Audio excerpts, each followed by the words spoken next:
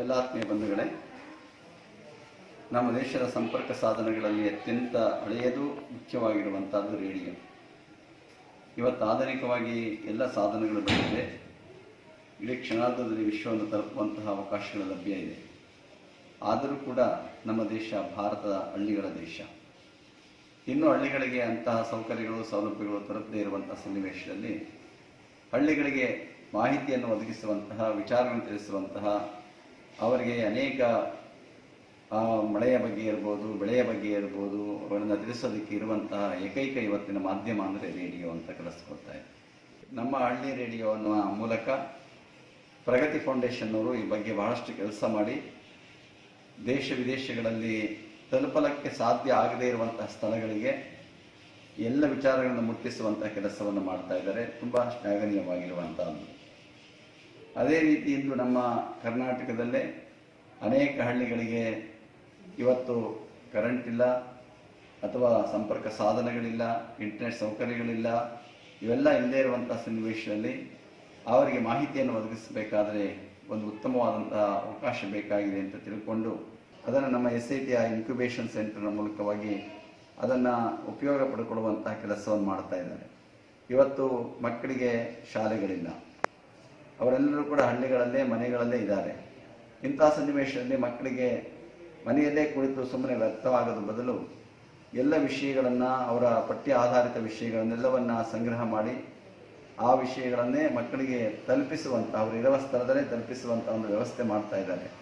ಅದರ ಜೊತೆಗೆ ನಮ್ಮ ದೇಶದ ರೈತರು ಅವರ ಬೆಳೆ, ಮಳೆ ಬರುವಂಥ ಸನ್ನಿವೇಶ, ಹವಾಮಾನ, ಇವುಗಳನ್ನೆಲ್ಲವನ್ನ ಕೂಡ ಸ್ಪಷ್ಟವಾಗಿ ಅವರಿಗೆ ತಿಳಿಸುವುದರ ಮುಖಾಂತರವಾಗಿ ಸರ್ಕಾರದ ಸೌಲಭ್ಯಗಳು ಇವತ್ತು ಗ್ರಾಮ ಪಂಚಾಯಿತಿಯ ಮೂಲಕ, ಗ್ರಾಮೀಣ ಅಭಿವೃದ್ಧಿಯ ಮೂಲಕ ಅನೇಕ ಯೋಜನೆಗಳನ್ನು ಕೇಂದ್ರ ಸರ್ಕಾರ, ರಾಜ್ಯ ಸರ್ಕಾರ ಜಾರಿಗೆ ತರ್ತಾ ಇರ್ತದೆ. ಅವುಗಳನ್ನು ಅವರಿಗೆ ತಲುಪಿಸಿ ತಿಳುವಳಿಕೆ ಕೊಡುವಂಥವ್ರು ತುಂಬ ಕಡಿಮೆ ಇದೆ. ಆದ್ದರಿಂದ ಆ ಸೌಲಭ್ಯಗಳನ್ನು ಚೆನ್ನಾಗಿ ಬಳಸ್ಕೊಳ್ಬೇಕು ಅನ್ನುವಂಥ ಉದ್ದೇಶದಿಂದ ಅವರಿಗೆ ಸ್ಪಷ್ಟವಾದಂತಹ ರೀತಿಯಲ್ಲಿ ಆ ಮಾಹಿತಿಗಳನ್ನು ತಲುಪಿಸಿ ಅದರ ಉಪಯೋಗ ಪಡ್ಕೊಳ್ಳಿ ಎನ್ನುವಂತಹ ಉದ್ದೇಶವನ್ನು ಇಟ್ಕೊಂಡು ಈ ಕೆಲಸವನ್ನು ಮಾಡ್ತಾ ಇದ್ದಾರೆ. ಅದರ ಜೊತೆಗೆ ಯುವಕರಿಗೆ ಒಂದು ಮಾರ್ಗದರ್ಶನವನ್ನು ಮಾಡಿ ಅವರನ್ನ ಒಂದು ಒಳ್ಳೆಯ ಮಾರ್ಗದಲ್ಲಿ ಕೊಂಡೊಯ್ಯುವಂತಹ ದಿಸೆಯಲ್ಲಿ ಅವರನ್ನ ಸದ್ಬಳಕೆ ಮಾಡಿಕೊಳ್ಳಬೇಕು ಅನ್ನುವಂತಹ ಅನೇಕ ಕಾರಣಗಳನ್ನು ಇಟ್ಕೊಂಡು ಈ ಒಂದು ವ್ಯವಸ್ಥೆಯನ್ನು ಮಾಡಿರುವಂಥದ್ದು ತುಂಬ ಸಂತೋಷ. ಇವತ್ತು ಕೂಡ ಈ ಕ್ಷಣದಲ್ಲಿಯೂ ಕೂಡ ರೇಡಿಯೋ ಕೇಳುವಂಥವರು ಬಹಳಷ್ಟು ಕಡಿಮೆ ಇದೆ. ಇವತ್ತು ಹಳ್ಳಿಗಳಲ್ಲಿ ಇದನ್ನು ಹೆಚ್ಚಿಸಬೇಕಾಗ್ತದೆ. ಏಕೆಂದರೆ ಇವತ್ತೆಲ್ಲ ಮೊಬೈಲ್ ಯುಗ ಆಗಿಬಿಟ್ಟಿದೆ. ಪ್ರತಿಯೊಬ್ಬರು ಮೊಬೈಲನ್ನು ಬಳಸುವಂಥದ್ದು. ಆದರೂ ಕೂಡ ಕೆಲವು ಹಳ್ಳಿಗಳಲ್ಲಿ ಮೊಬೈಲ್ ಇದ್ದರೆ ನೆಟ್ವರ್ಕ್ ಇಲ್ಲ, ನೆಟ್ವರ್ಕ್ ಇದ್ದರೆ ಮೊಬೈಲ್ ಇಲ್ಲ, ಮತ್ತು ಅವೆರಡೂ ಇದ್ದರೆ ಕರೆಂಟ್ ಇಲ್ಲ. ಈ ರೀತಿಯಲ್ಲಿ ಅನೇಕ ತೊಂದರೆಗಳನ್ನು ಅನುಭವಿಸ್ತಾ ಇದ್ದಾರೆ. ಆದರೆ ಒಂದು ರೇಡಿಯೋ ಸಂಪರ್ಕವನ್ನು ಇಟ್ಕೊಂಡ್ರೆ ಎಲ್ಲ ಏನು ತೊಂದರೆಗಳಿದೆ ಅವೆಲ್ಲವೂ ನಿವಾರಣೆ ಆಗ್ತದೆ. ಆ ಮೂಲಕ ಇವತ್ತು ಮಕ್ಕಳು ಮೊಬೈಲ್ ನೋಡ್ತಾ ನೋಡ್ತಾ ಕಣ್ಣಿನ ದೃಷ್ಟಿದೋಷ ಬಹಳಷ್ಟು ಜಾಸ್ತಿ ಆಗ್ತಾ ಇದೆ.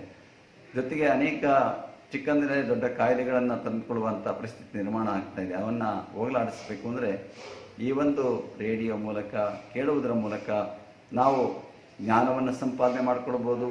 ಅದೇ ರೀತಿ ನಮ್ಮ ಕೈಪಸುಗಳನ್ನು ಕೆಲಸ ಮಾಡ್ತಾನೆ ಕಥೆಗಳನ್ನು ಕೇಳ್ಬೋದು, ಪಾಠಗಳನ್ನು ಕೇಳ್ಬೋದು, ಹಾಡುಗಳನ್ನು ಕೇಳ್ಬೋದು. ಇವೆಲ್ಲವನ್ನು ನಮ್ಮದನ್ನಾಗಿಸ್ಕೊಳ್ಳೋದಕ್ಕೆ ಉತ್ತಮವಾದಂಥ ಅವಕಾಶ ಈ ರೇಡಿಯೋ ಮೂಲಕ ಇರುವಂಥದ್ದು. ಇದನ್ನು ಹೆಚ್ಚಿನದಾಗಿ ಕಾನ್ಸಂಟ್ರೇಟ್ ಮಾಡಿದ್ದಾರೆ ಅಂದರೆ ಹಳ್ಳಿ ಮಕ್ಕಳಿಗೆ, ಹಳ್ಳಿಯ ಜನಗಳಿಗೆ, ಗ್ರಾಮಾಂತರ ಪ್ರದೇಶದ ಜನಗಳಿಗೆ ಈ ಕಾರ್ಯಕ್ರಮವನ್ನು ಆಯೋಜಿಸಿರುವಂಥದ್ದು ತುಂಬ ಸಂತೋಷ. ಇದರ ಪ್ರಯೋಜನವನ್ನು ಎಲ್ಲರೂ ಪಡ್ಕೊಳ್ಳಿ. ಅದರಿಂದ ಅವರು ಚೆನ್ನಾಗಿ ಅದರ ಅಭಿವೃದ್ಧಿ ಸಾಧನೆ ಮಾಡೋದಕ್ಕೆ ಅದು ಉಪಯೋಗ ಆಗ್ತದೆ.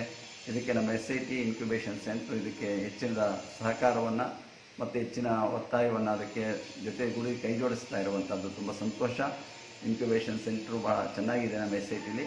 ಅದರ ಮೂಲಕ ಈ ಪ್ರಯೋಜನ ಎಲ್ಲರಿಗೆ ತಲುಪಲಿ, ಒಳ್ಳೆಯದಾಗಲಿ ಅಂತ.